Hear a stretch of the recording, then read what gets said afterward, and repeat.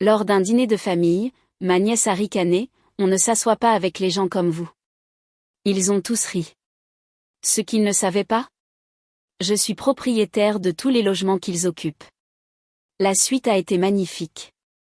Salut Reddit. La famille de mon frère a traité ma femme comme une moins que rien lors d'un dîner de famille à cause de ses origines. Ils nous ont appelés, ces gens-là, en plein visage pendant que toute la famille opinait du chef. Ils n'avaient aucune idée que je possède les maisons dans lesquelles ils vivent tous.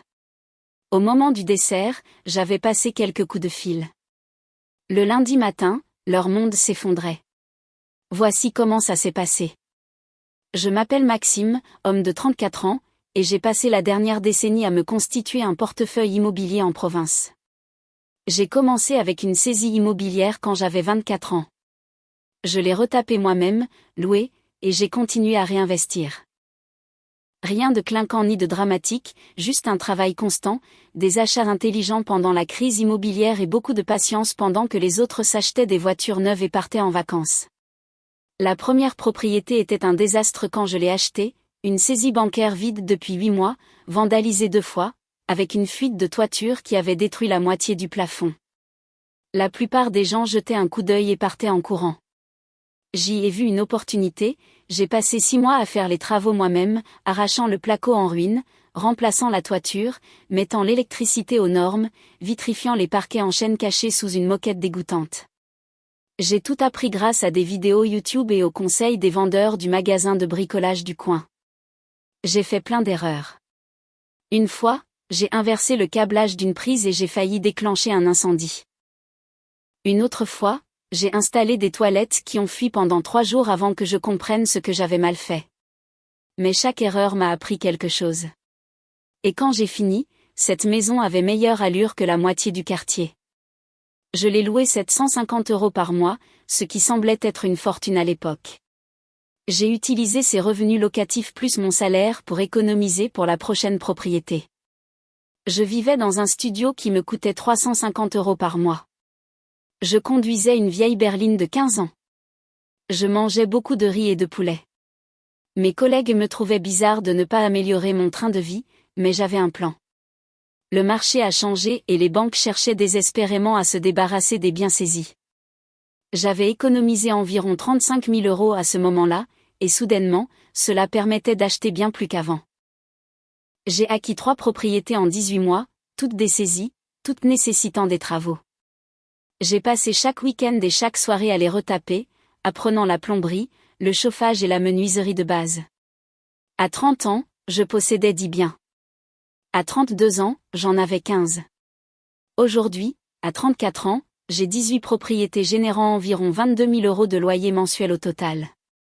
Après les crédits, l'assurance, la taxe foncière, l'entretien et les réparations imprévues, je dégage environ 7 500 € par mois de revenus passifs. Combiné avec mon emploi de jour dans la logistique pour une entreprise industrielle, je m'en sors mieux que bien. Maintenant, je possède 18 biens locatifs répartis sur 3 départements, un mélange de maisons individuelles, quelques duplex et un petit immeuble de rapport. Valeur totale d'environ 2,8 millions € avec environ 1 million € de capital net après emprunt. Je ne suis pas riche à millions, mais assez à l'aise pour ne pas m'inquiéter des factures et pouvoir emmener ma femme dans un bon restaurant sans vérifier mon compte en banque d'abord. Le travail n'est pas glamour. Gérer des chauffe-eau en panne à 2 heures du matin. Des locataires qui pensent que le loyer est optionnel. Des inspecteurs de la ville tout excités de trouver des non-conformités datant de 1987. Mais c'est à moi. Je les construis et ça paye les factures tout en me donnant une liberté que la plupart des gens avec des emplois normaux n'auront jamais. Ma femme, Sophie, est originaire des Philippines. Je l'ai rencontrée il y a 6 ans par un ami commun lors d'un événement associatif. Un de ces trucs bénévoles où on passe un samedi à peindre un centre social. Elle était sur une échelle en train de faire les réchampis au plafond avec la main la plus stable que j'ai jamais vue, plaisantant avec les autres bénévoles tout en faisant un travail de précision qui m'aurait pris 3 fois plus de temps. On a commencé à discuter pendant la pause déjeuner. Elle était drôle, intelligente et avait cette façon de dénoncer les bêtises sans être méchante. Quand quelqu'un s'est plaint d'être là un samedi, elle a juste souri et dit « Eh bien, personne ne t'a forcé à faire du bénévolat volontaire. Le gars s'est tu immédiatement. Je l'ai invité à sortir le jour même. On est allé prendre un café, on a parlé pendant 4 heures, et j'ai su assez vite qu'elle était différente de toutes celles avec qui j'étais sortie avant. Elle avait des objectifs, une éthique de travail et aucune tolérance pour les drames. Elle vous disait exactement ce qu'elle pensait, mais elle le faisait d'une manière qui, bizarrement, ne vous faisait pas sentir attaqué. C'est une compétence rare. Elle est infirmière diplômée d'État au CHU local. Elle travaille de nuit en réanimation, gérant les cas critiques que la plupart des gens ne pourraient pas supporter mentalement ou émotionnellement. J'ai entendu ces histoires de réanimation cardio-respiratoire à 3 heures du matin, de gestion de famille qui pensent que hurler sur le personnel médical guérira leurs proches plus vite. Elle prend des décisions en une fraction de seconde qui déterminent si quelqu'un vit ou meurt. Cette femme a plus de patience et de grâce sous pression que quiconque que j'ai rencontré. Nous nous sommes mariés il y a 3 ans. Petite cérémonie sous un kiosque dans un parc, peut-être 50 personnes au total.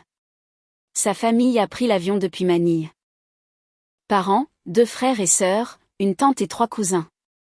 Ils étaient chaleureux, accueillants, m'ont traité comme de la famille dès le premier jour, bien qu'ils me connaissent à peine. Son père m'a pris à part à la réception et a dit « Tu prends soin de ma fille et on s'entendra bien ». Simple, direct, pas de drame. Ma famille est venue, mais a rendu les choses bizarres en posant des questions pointues sur les titres de séjour et les visas de travail. Pendant la réception, ma tante a carrément demandé à Sophie devant tout le monde depuis combien de temps elle était en France et si elle était en situation régulière. Sophie a géré ça avec plus de classe qu'il ne le méritait, souriant et expliquant patiemment qu'elle avait la nationalité depuis des années. Pendant ce temps, je calculais combien de force je pouvais utiliser pour virer physiquement ma tante de la salle sans faire un scandale. Le pire a été ma mère qui m'a pris à part avant la cérémonie pour me demander si j'étais sûre de moi. Pas d'une manière maternelle et bienveillante, mais d'une manière « es-tu sûre de vouloir épouser une de ces filles-là ?» Elle ne l'a pas dit directement, mais le sous-entendu était assez clair pour que Sophie le remarque aussi. Mon frère Thomas a 3 ans de plus, travaille comme cadre moyen dans une usine et a passé toute sa vie d'adulte convaincu d'être plus intelligent que tout le monde, malgré les preuves du contraire. Il a des opinions sur tout, politique, économie, éducation, entretien du jardin, et il les partage que vous demandiez ou non. Sa femme, Valérie, est du même moule. Mère au foyer qui traite ça comme une réussite professionnelle, postant constamment sur les réseaux sociaux à propos du métier le plus dur du monde alors que sa mère garde les enfants 3 jours par semaine. Elle a cette façon de regarder de haut les gens qui font des métiers de service, ce qui est ironique vu qu'elle était serveuse quand Thomas l'a rencontrée. Ils ont 3 enfants. Léa, 16 ans, Lucas, 14 ans, et la petite Chloé, 9 ans. Léa est celle qui a déclenché tout ce gâchis, mais on y viendra. Mes parents sont ce qu'on appellerait des provinciaux traditionnels, ce qui est un code pour racistes discrets, tout en insistant sur le fait qu'ils ne le sont pas. Ils ne diraient jamais rien de directement offensant. Mais ils demandent à Sophie d'où elle vient vraiment environ 2 fois par an, bien qu'ils sachent qu'elle vient de Manille. Ils complimentent son français comme si c'était surprenant qu'elle puisse former des phrases complètes. Papa m'a dit une fois que j'étais courageux d'épouser quelqu'un d'une culture différente, comme si j'avais adopté un chien de refuge au lieu d'épouser une femme adulte parfaitement fonctionnelle. La dynamique familiale a toujours été tendue, mais gérable. Dîner du dimanche chez mes parents, conversation gênante, moi me mordant la langue quand quelqu'un disait une bêtise, puis rentrant à la maison pour vider mon sac auprès de Sophie, qui haussait les épaules et disait qu'elle avait vu pire à l'hôpital. Voici ce qui a rendu la situation très compliquée. Je possède les propriétés dans lesquelles vivent plusieurs membres de la famille.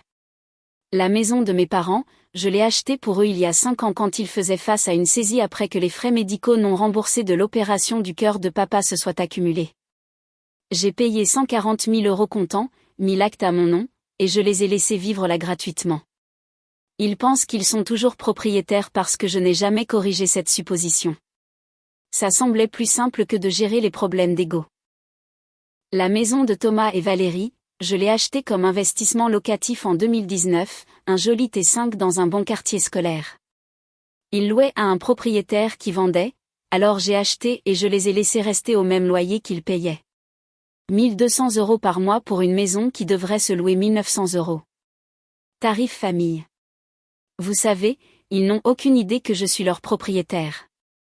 Leurs chèques de loyer vont à une agence de gestion immobilière que j'emploie. Donc, ils pensent juste qu'ils ont eu de la chance avec un propriétaire raisonnable qui n'augmente jamais le loyer.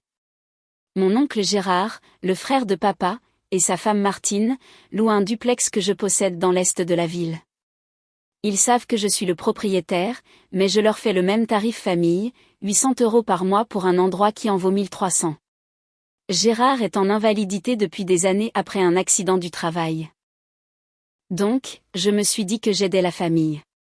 Mon cousin Hugo, le fils de Thomas techniquement, mais on a grandi comme des frères, me loue une petite maison près de l'université.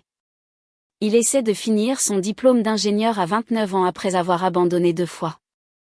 Je lui facture 550 € par mois pour un endroit qui pourrait facilement en rapporter 950. Il sait que je suis propriétaire et il a toujours été réglo pour payer à temps et garder l'endroit en bon état. Donc oui, je subventionne essentiellement la moitié des coûts de logement de ma famille et la plupart d'entre eux ne le savent même pas. Je n'ai jamais abordé le sujet parce que je pensais que ça rendrait les choses bizarres et je n'avais pas besoin de reconnaissance. Ça faisait juste du bien d'aider les membres de la famille qui galéraient. C'était avant le dîner du mois dernier. Ma mère a appelé et a dit qu'on faisait un grand dîner de famille chez elle. C'était l'anniversaire de Thomas et elle voulait tout le monde réuni. J'ai failli dire non. Ces choses sont généralement inconfortables. Mais Sophie a insisté pour qu'on y aille parce que la famille c'est important et peut-être que les choses iraient mieux cette fois. Spoiler, les choses n'ont pas été mieux cette fois. Nous sommes arrivés à 18 h avec une bonne bouteille de jus de raisin pétillant artisanal pour eux puisque nous ne buvons pas d'alcool, et un gâteau fait maison. Sophie avait passé 3 heures à le décorer. Gâteau au chocolat avec glaçage à la crème au beurre, des roses pochées sur les bords, joyeux anniversaire Thomas écrit en lettres parfaites sur le dessus. Cette femme s'était surpassée pour essayer de gagner l'affection de gens qui avaient déjà décidé de ne pas l'aimer. Je l'avais regardée dans notre cuisine cet après-midi-là, mesurant soigneusement les ingrédients, testant la consistance du glaçage, refaisant l'une des roses 3 fois parce qu'elle n'était pas assez parfaite. Quand j'ai demandé pourquoi elle se donnait tant de mal pour des gens qui reconnaissaient à peine son existence, elle a juste haussé les épaules et dit, peut-être que cette fois serait différente. Peut-être que si j'essaie assez fort, ils me verront enfin comme de la famille. Je n'ai pas eu le cœur de lui dire que j'avais perdu cet espoir il y a des années. Le premier signe de trouble a été quand nous sommes entrés et que Léa était assise dans le salon avec 2 de ses amies. Toute blonde, portant des vêtements de marque, nous regardant de haut en bas comme si nous étions des vendeurs en porte-à-porte au lieu de membres de la famille. Je savais que c'était le dîner d'anniversaire de Thomas. Je n'avais pas réalisé que c'était aussi une sorte de réunion de planification pour les 16 ans de Léa. « Oh, vous êtes là », a dit Valérie quand elle nous a vus, comme si notre présence était inattendue malgré l'invitation précise avec une heure précise que maman avait confirmée 2 fois. On est un peu en retard, Thomas se prépare encore. En retard n'était pas le mot. La fête battait clairement son plein. Musique, nourriture déjà sortie, gens qui riaient et parlaient. Nous étions juste les dernières personnes qu'il voulait voir arriver. La maison était superbe, au passage. Nouveaux meubles dans le salon. Un de ces canapés d'angle hors de prix du magasin de meubles qui fait de la pub à la télé. Peinture fraîche dans la salle à manger dans ce gris tendance que tout le monde utilise. Aménagement paysager à l'extérieur qui a dû coûter quelques milliers d'euros. Parterre de fleurs professionnelles, nouveaux arbustes, pierres décoratives arrangées en motifs qui criaient « On a engagé un paysagiste ». Tout ça financé par un loyer sous-évalué sur une maison que je possédais. Mais qui compte ? J'avais acheté cette maison comme investissement en 2019 pour 185 000 €. J'avais mis 40 000 € d'apport, loué à eux pour 1 200 € par mois quand des endroits comparables dans ce secteur scolaire partaient pour 1 900 € à 2 100 €. Ils étaient là depuis 4 ans maintenant, et je n'avais jamais augmenté le loyer une seule fois. Je leur donnais essentiellement cette cents à 900 € gratuits chaque mois pendant qu'ils redécoraient avec l'argent économisé en ne payant pas le prix du marché. Sophie a proposé d'aider en cuisine, mais Valérie l'a repoussé avec ce faux sourire qui n'atteignait pas ses yeux. Oh, non. On a tout sous contrôle. Pourquoi n'attendriez-vous pas dans le salon ? Traduction, on n'a pas besoin d'aide de gens comme vous. Alors, nous nous sommes assis sur le nouveau canapé d'angle pendant que Léa et ses amis gloussaient et chuchotaient en face de nous. Je pouvais entendre des fragments de leur conversation, même si elle faisait semblant d'être discrète. C'est sa femme ? Elle a l'air si jeune. J'ai entendu dire qu'elle n'est même pas d'ici. Ma mère dit qu'elle voulait probablement juste des papiers. Sophie l'a entendu aussi. Elle a juste souri et a fait défiler son téléphone, faisant semblant de ne pas remarquer. Cette femme a géré pire dans les salles d'attente de l'hôpital. Des familles qui refusent de la laisser toucher leurs proches malades à cause de son apparence. Des patients qui exigent des infirmières françaises de souche. Des médecins qui supposent qu'elle est aide-soignante au lieu d'infirmière diplômée avec 10 ans d'expérience. Mais je pouvais voir la tension dans ses épaules. La façon dont elle respirait un peu trop prudemment. Le sourire crispé qui signifiait qu'elle ravalait quelque chose qu'elle voulait dire. J'ai tendu la main et serré la sienne. Elle a serré en retour mais n'a pas levé les yeux de son téléphone. Après environ 20 minutes assis inconfortablement pendant que la fête continuait autour de nous comme si nous étions invisibles, Valérie a finalement annoncé que le dîner était prêt. Tout le monde a commencé à se diriger vers la salle à manger. Et c'est là que j'ai vu l'installation. Quand il fut enfin temps de manger, Valérie avait dressé une magnifique table de salle à manger. On aurait dit quelque chose sorti d'un magazine ou d'une de ces émissions de déco que Sophie regarde. La belle vaisselle, celle avec le liseré doré qu'on n'utilise que pour les grandes occasions. Des serviettes en tissu pliées dans des formes qui avaient probablement des noms. Un centre de table avec des fleurs fraîches qui venaient certainement d'un vrai fleuriste, pas du supermarché. Elle avait mis le paquet. Il y avait des marques Place à chaque siège. Belle calligraphie et petits supports en argent. Tout le monde était à la table principale. Maman et papa au bout. Thomas et Valérie aux places d'honneur en tant que roi de la fête et hôtesse. Lucas et Chloé d'un côté, oncle Gérard et tante Martine en face d'eux. Hugo à côté de proches de Valérie que je n'avais jamais rencontrés. Certaines des amies de Léa étaient même assises à la table principale, probablement 15 personnes au total, toutes installées dans la salle à manger formelle avec la belle vaisselle, les fleurs et les serviettes en tissu. Sophie et moi avions aussi des marques Place, à une petite table pliante, le genre qu'on achète au magasin de bricolage pour 15 €, dans le couloir à côté du placard à manteaux et des toilettes. Assez près pour entendre la conversation, mais assez loin pour qu'il soit clair que nous n'en faisions pas partie. Je suis restée là à fixer cette installation, pensant avoir mal compris. Peut-être que la table principale était vraiment pleine, et que c'était le surplus. Mais non, il y avait 2 chaises vides à la table principale, une de chaque côté, et la table pliante était clairement installée après coup. Un de ces trucs en plastique avec des pieds en métal qui tremblaient sur le sol inégal. « C'est quoi ça ?» ai-je demandé à Valérie, la voix calme. « Oh, on a manqué de place à la grande table, dit-elle d'un ton léger, sans me regarder dans les yeux. Mais ne vous inquiétez pas, vous pourrez quand même entendre toute la conversation. On ne voulait pas que vous vous sentiez exclu. Exclu tout en nous excluant littéralement. » Sophie m'a touché le bras doucement. « C'est bon, dit-elle doucement de cette voix qu'elle utilise quand quelque chose ne va vraiment pas, mais qu'elle essaie de préserver la paix. Asseyons-nous juste. » Mais j'étais encore en train de traiter le visuel, essayant de comprendre comment nous étions passés de membres de la famille à surplus de couloir. Tous les autres à la belle table avec la bonne vaisselle et les serviettes en tissu. Sophie et moi à une table pliante en plastique avec des assiettes en carton et des couverts en plastique comme si nous étions à l'anniversaire d'un gamin au parc. Ma mère était déjà assise, évitant soigneusement de regarder dans notre direction. Mon père étudiait son verre d'eau comme s'il contenait le sens de la vie. Oncle Gérard et tante Martine échangeaient des regards mal à l'aise mais ne disaient rien. Ils savaient que quelque chose clochait, mais n'allaient pas risquer de faire des vagues. Hugo avait l'air sincèrement bouleversé, mais il n'était qu'un jeune à ce stade. Aucun pouvoir pour changer le plan de table que sa tante avait orchestré. C'est alors que Léa a décidé d'ajouter sa contribution à la soirée.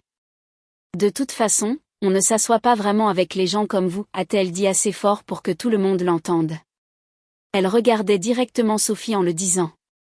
La pièce est devenue silencieuse. Un de ces silences lourds où tout le monde devient soudainement très intéressé par sa serviette.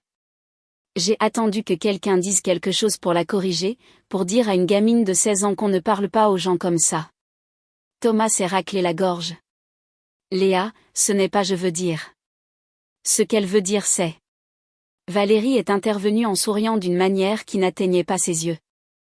C'est que la table principale est pour le noyau familial. Vous comprenez? Le noyau familial. Sophie et moi étions mariés depuis 3 ans, mais apparemment ce n'était pas assez au noyau. Ma mère étudiait son assiette comme si elle contenait les secrets de l'univers. Mon père était soudainement très concentré sur la découpe de son petit pain. Oncle Gérard et tante Martine échangeaient des regards gênés. Seul Hugo avait l'air vraiment mal à l'aise. C'est dégueulasse, a-t-il marmonné, mais pas assez fort pour vraiment défier qui que ce soit. Sophie m'a serré la main sous la table. Mangeons et partons, a-t-elle chuchoté. Mais quelque chose en moi a claqué. Pas d'une manière hurlante et dramatique, mais d'une manière froide et calculée qui aurait probablement dû m'inquiéter plus que ça ne l'a fait. Je me suis levée lentement, j'ai sorti mon téléphone et j'ai ouvert mon application de gestion immobilière. Juste là, à la table du dîner, j'ai commencé à passer des appels. Le premier appel était pour ma gestionnaire immobilière, Denise. Elle a décroché à la deuxième sonnerie. Salut Denise, c'est Maxime. J'ai besoin que tu lances des procédures de résiliation de bail sur 3 propriétés. Ouais, ce soir. Je t'envoie les adresses dans 1 minute. La table était passée du silence au calme de mort. Tout le monde nous fixait maintenant. Non, rien ne cloche avec les propriétés.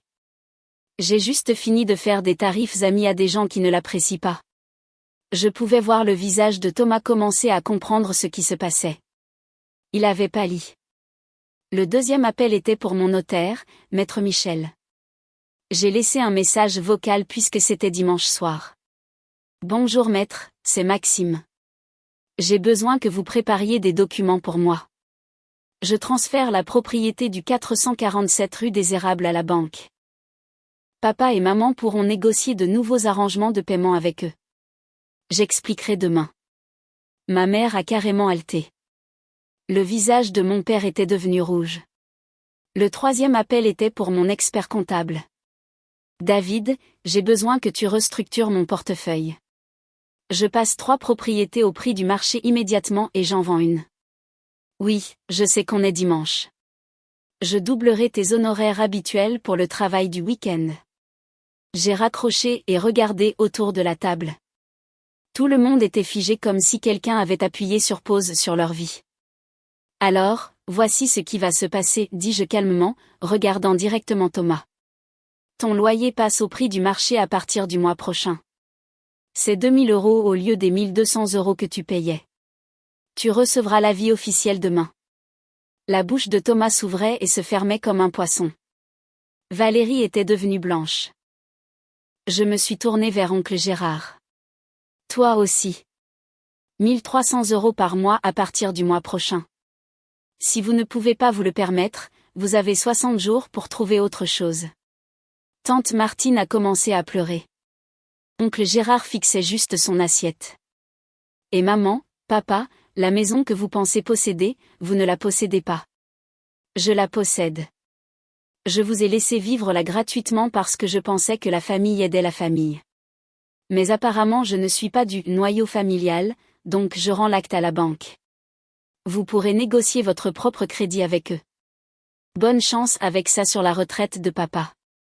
Ma mère pleurait aussi maintenant. Tu ne peux pas faire ça. En fait, si. Je possède les biens. Je peux en faire ce que je veux.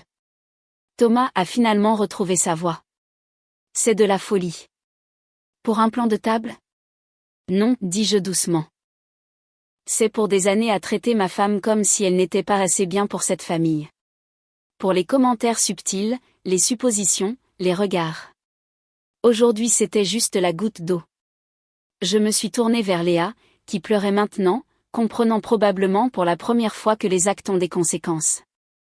Et toi, dis-je, tu viens de coûter à tes parents environ 800 € par mois, à tes grands-parents leur maison, et à ton oncle son loyer abordable. J'espère que ce commentaire en valait la peine. Sophie s'est levée à côté de moi. On part, a-t-elle dit calmement. Nous sommes sortis, avons laissé le gâteau sur leur comptoir, laissé le jus de raisin sur leur table, les avons laissés tous assis dans un silence choqué. Dans la voiture, Sophie a été silencieuse pendant un long moment. Finalement, elle a dit, « Tu n'étais pas obligé de faire ça. » « Si, je l'étais. Ta famille va te détester maintenant. » Ils ne me respectaient déjà pas. Au moins maintenant, ils y réfléchiront à 2 fois avant de te manquer de respect. Elle a souri un peu. C'était assez dramatique. Je suis un mec dramatique. Non, tu ne le es vraiment pas. C'est ce qui a rendu ça si efficace. Le lendemain matin, j'ai tout mis à exécution. Denise a envoyé des avis officiels à toutes les 3 propriétés concernant les augmentations de loyer et les changements de termes. Lettre recommandée avec accusé de réception, exactement dans les règles. Maître Michel a commencé la paperasse pour le transfert de la maison de mes parents, ce qui impliquait des manœuvres juridiques compliquées puisqu'ils y vivaient en supposant qu'ils étaient propriétaires. Mon comptable, David, a fait des heures sup pour restructurer le portefeuille exactement comme j'avais demandé, déplaçant les propriétés de la catégorie subventionnée famille à prix du marché dans ses tableurs. Ça faisait du bien de voir des professionnels exécuter un plan avec précision. Pas de drame, pas d'émotion, juste du business géré comme du business. Les appels téléphoniques ont commencé vers 10 heures. D'abord Thomas, et il hurlait, pas juste parlant fort. De vrais hurlements à plein volume disant que je détruisais sa famille pour rien, que j'étais mesquin et vindicatif, que ça allait tout ruiner ce qu'ils avaient construit. Je l'ai laissé vider son sac pendant environ 30 secondes tout en sirotant mon café et en vérifiant mes mets, puis je l'ai calmement interrompu. Thomas, le prix du marché pour ta maison est en fait de 2200 € par mois. Je suis généreux en ne demandant que 2000 €. Tu as toujours un tarif famille, juste un plus petit. C'est à prendre ou à laisser. Il a bafouillé quelque chose sur le fait de ne pas pouvoir se le permettre. D'avoir 3 enfants et un crédit, sauf qu'il n'avait pas de crédit. Il avait un propriétaire. Moi. Et le propriétaire ajustait le loyer pour refléter les conditions réelles du marché. Où est-ce qu'on est censé aller, a-t-il exigé. Ce n'est pas mon problème. Tu as le choix, payer le nouveau tarif ou déménager. Il l'a pris, évidemment. Où d'autre allait-il trouver un T5 dans ce quartier scolaire pour ce prix? Les maisons comparables se louaient pour des centaines d'euros de plus, et il aurait dû sortir des dépôts de garantie et des frais de déménagement. Il était piégé par sa propre mauvaise gestion financière, et ma générosité avait été la seule chose qui le maintenait à flot. Ma mère a appelé ensuite, pleurant et disant que je lui brisais le cœur. Les grandes eaux, sanglotant sur le fait qu'elle n'aurait jamais pensé que son propre fils ferait ça à ses parents, sur la déception qu'aurait eue ma défunte grand-mère, sur le fait que la famille est censée prendre soin de la famille. Je lui ai rappelé qu'elle avait regardé sa petite fille insulter ma femme lors d'un dîner de famille et n'avait absolument rien dit, 0 mot de correction, 0 reconnaissance que c'était mal, 0 défense d'une belle fille qui n'avait rien fait d'autre qu'essayer de s'intégrer pendant 3 ans. Elle a prétendu qu'elle n'avait pas bien entendu. A dit que la pièce était bruyante. A dit qu'elle était concentrée sur la nourriture. A dit qu'on ne pouvait pas attendre d'elle qu'elle surveille chaque commentaire d'adolescent. Que des mensonges que nous savions tous les deux être des mensonges. Tu l'as entendu, maman. Vous l'avez tous entendu. Tu ne t'en souciais juste pas assez pour dire quoi que ce soit. J'ai raccroché alors qu'elle était en plein sanglot. Mon père a appelé 1 heure plus tard, essayant la voix parentale autoritaire qu'il avait utilisée sur moi toute mon enfance. Le ton sévère et déçu qui me donnait envie de réparer quoi que ce soit que j'avais fait de mal et de regagner son approbation. Il m'a dit que j'étais puéril et que je devais reconsidérer cette décision irréfléchie, que nous pouvions nous asseoir comme des adultes et trouver un arrangement juste pour tout le monde. J'ai déjà été juste, papa. J'ai été plus que juste pendant 5 ans. Vous avez vécu gratuitement dans une maison que j'ai achetée avec mon argent pendant que Thomas payait la moitié du prix du marché et oncle Gérard payait encore moins. La seule chose qui change maintenant, c'est que vous allez tous payer ce que tout le monde paie. Il a essayé d'argumenter que la famille était différente, qu'on ne traite pas la famille comme des transactions commerciales, qu'il devrait y avoir de la loyauté et de la considération pour les gens qui m'ont élevé. Je lui ai dit que j'avais beaucoup reconsidéré les choses. Spécifiquement, j'avais reconsidéré le fait de subventionner le logement de gens qui ne respectaient pas mon mariage. Ils pouvaient soit négocier un prêt avec la banque, soit trouver un autre endroit où vivre. C'étaient ces options, et elles ne changeraient pas, peu importe combien de culpabilité il essayait de m'infliger. Tu fais une énorme erreur, dit-il, la voix dure. La seule erreur que j'ai faite a été de penser que vous verriez un jour Sophie comme de la famille. J'ai raccroché. Oncle Gérard a appelé vers midi et s'est montré en fait désolé, ce qui m'a pris au dépourvu. A dit qu'il comprenait pourquoi j'étais en colère. A dit qu'il avait l'intention de dire quelque chose au dîner, mais ne voulait pas causer de drame devant tout le monde. A prétendu qu'il avait prévu de prendre Thomas à part après et de lui parler de la façon dont il nous avait traités. J'ai apprécié l'honnêteté, mais je lui ai dit que l'augmentation de loyer restait. La vérité était que Gérard pouvait se le permettre s'il réduisait les jouets qu'il avait accumulés au fil des ans. Le bateau qu'il n'utilisait jamais qui restait dans son allée sous une bâche 11 mois par an. Le camping-car qu'ils avaient pris pour 2 voyages en 5 ans. La moto qui fuyait surtout de l'huile sur l'allée. Il avait beaucoup de revenus disponibles. Il ne voulait juste pas les rediriger vers le paiement d'un loyer équitable. Je comprends, dit-il doucement. On a merdé. Martine et moi avons tous les deux vu ce qui se passait et aurions dû parler. Ouais, vous auriez dû. Pour ce que ça vaut, on aime bien Sophie tous les deux. C'est une bonne personne. Alors peut-être agissez comme telle la prochaine fois. Nous avons terminé l'appel en bons termes, mais l'augmentation de loyer est restée. Hugo a appelé en dernier et a été étonnamment solidaire. A dit que ce qui s'était passé au dîner était terrible, et qu'il ne me blâmait pas du tout d'avoir fait ce que j'avais fait. Il avait été mal à l'aise tout le temps en regardant Sophie et moi être mis à l'écart à la table du couloir. Mais il n'était qu'un cousin essayant de finir ses études et ne sentait pas qu'il avait l'autorité pour interpeller sa tante et son oncle. Je lui ai dit que son loyer ne changeait pas. Il avait toujours été respectueux et correct, payait à temps, prenait soin de la propriété, et n'avait jamais fait sentir à Sophie qu'elle n'était pas la bienvenue. J'étais heureux de continuer à l'aider à finir son diplôme d'ingénieur avec un loyer inférieur au marché parce qu'il l'avait mérité en étant un être humain décent. Il a même proposé de payer plus. A dit que ça ne semblait pas juste d'avoir un traitement de faveur quand tout le monde le perdait. Tu n'as pas de traitement de faveur, lui ai-je dit. Tu es récompensé pour ta décence humaine basique. Le fait que ça semble spécial dit tout sur le reste de cette famille. Il a ri à ça. A dit qu'il allait garder la tête basse et finir ses études. Je lui ai dit de venir dîner un de ces jours. Sophie aimerait cuisiner pour quelqu'un qui l'apprécie vraiment. Le groupe de discussion familiale a explosé. Je l'ai mis en sourdine et n'ai lu aucun des messages. 3 jours plus tard, Valérie s'est pointée à mon bureau. Elle avait clairement pleuré. Maquillage qui coulait, ne ressemblant en rien à son apparence soignée habituelle.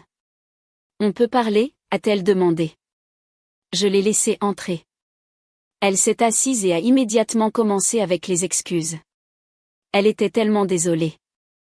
Ils avaient élevé Léa mieux que ça. C'était juste une attitude d'ado.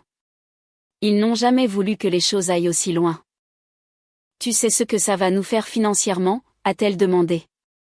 On ne peut pas se permettre 800 € de plus par mois. Le boulot de Thomas ne paie pas tant que ça. J'ai fait remarquer qu'il venait de dépenser plusieurs milliers pour redécorer une maison qu'il ne possédait pas et planifier une fête pour les 16 ans. Clairement, ils avaient des revenus disponibles. Elle a commencé à pleurer plus fort. C'était des économies. On économisait pour la fête de Léa. Elle n'aura 16 ans qu'une fois.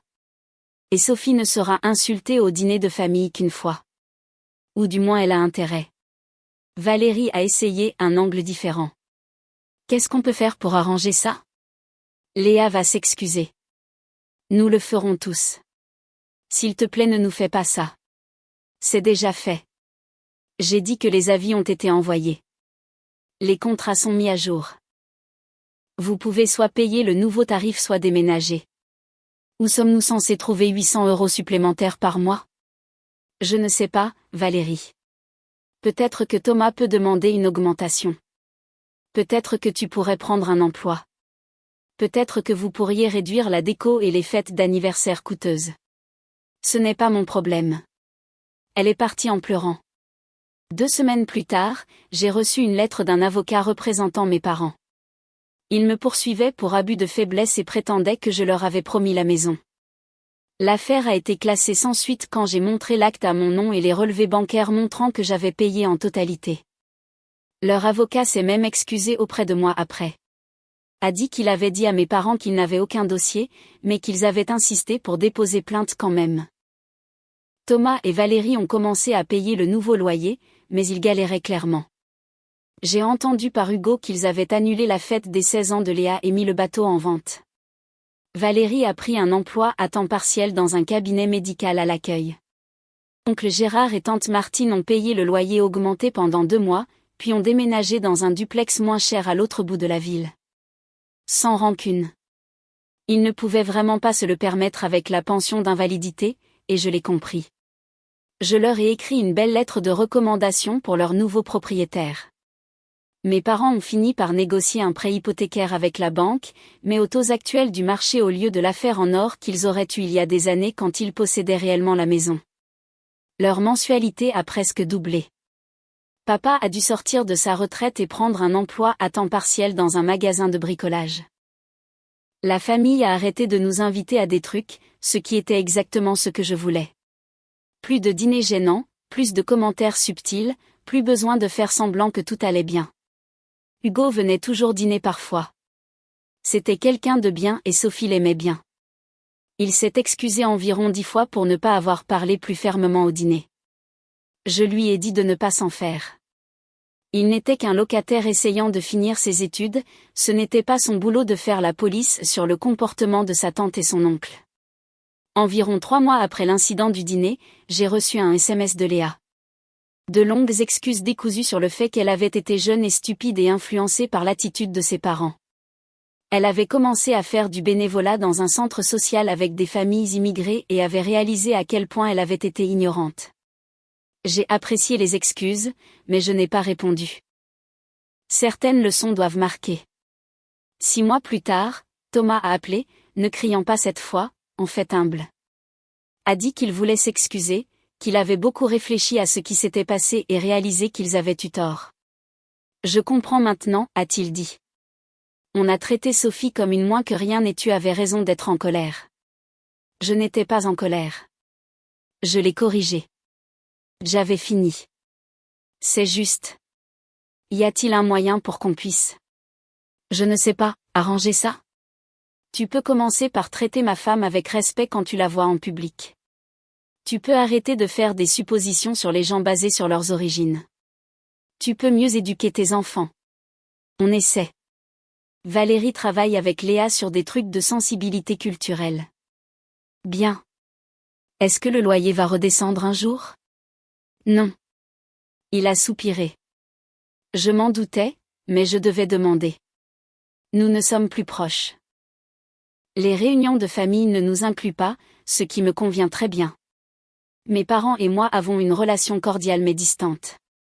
On s'échange des cartes de vœux.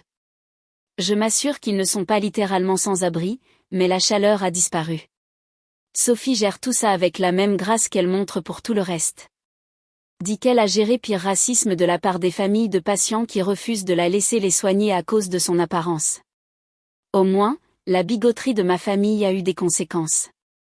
La vraie victoire a été de voir ma femme réaliser qu'elle n'avait pas à tolérer le manque de respect juste pour garder la paix avec des gens qui ne la respectaient pas de toute façon.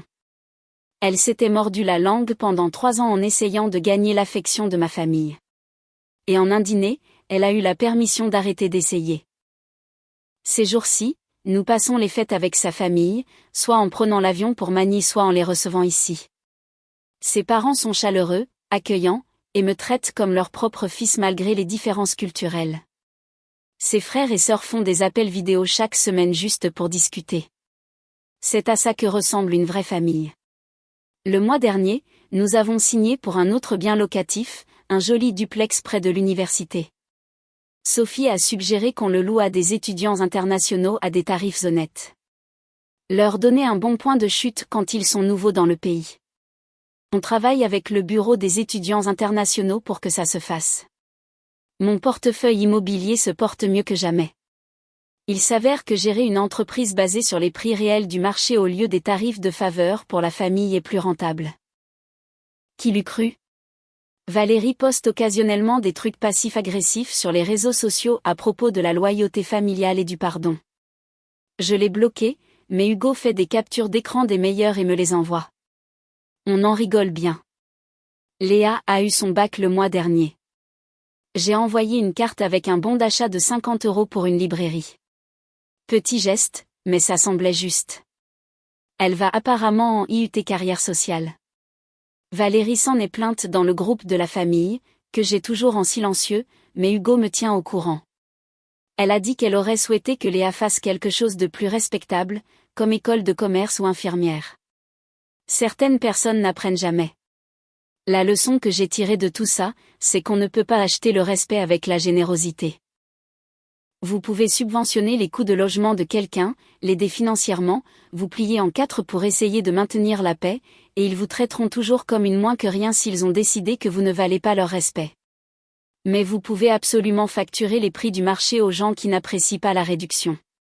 Et c'est presque aussi satisfaisant que le vrai respect. Sophie est toujours infirmière de nuit en réa, sauve toujours des vies, gère toujours des gens difficiles avec plus de grâce qu'ils ne le méritent. Je continue d'acheter des propriétés, de les retaper, de construire quelque chose qui est vraiment à moi. Et ma famille, ils paient toujours leur loyer à temps parce qu'ils savent ce qui se passe quand ils ne le font pas. Certains m'ont traité de mesquin.